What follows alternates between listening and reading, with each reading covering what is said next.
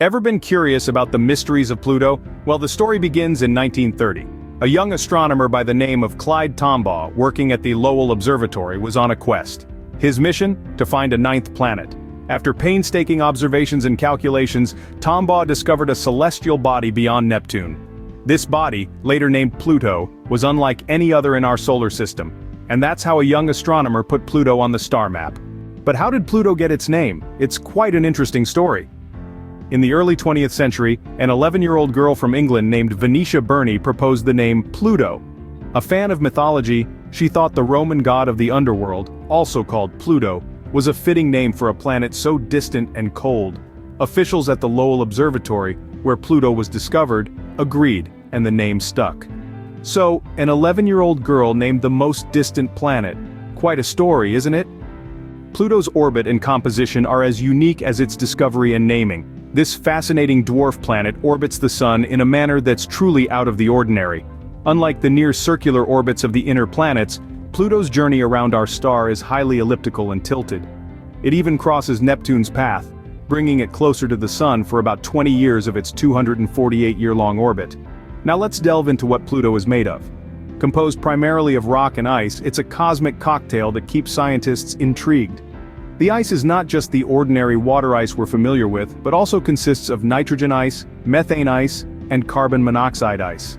These elements, when exposed to the sun's meager light at such extreme distances, create a thin, hazy atmosphere that freezes and falls to the ground when Pluto moves away from the sun. Pluto's unique orbit and icy rocky body indeed make it a fascinating celestial object. What does Pluto look like? And does it have moons? Well, Pluto's surface is far from boring. It's a diverse landscape of mountains, valleys, and plains, with an icy terrain that constantly changes due to its geological activity. The mountains are made of water ice, as hard as rock, due to the extreme cold. The plains, on the other hand, are composed of nitrogen ice. As for the atmosphere, it's incredibly thin, composed mostly of nitrogen, with traces of methane and carbon monoxide. When Pluto is closest to the Sun in its orbit, the heat causes this icy surface to sublimate into a gas, temporarily forming a thin atmosphere.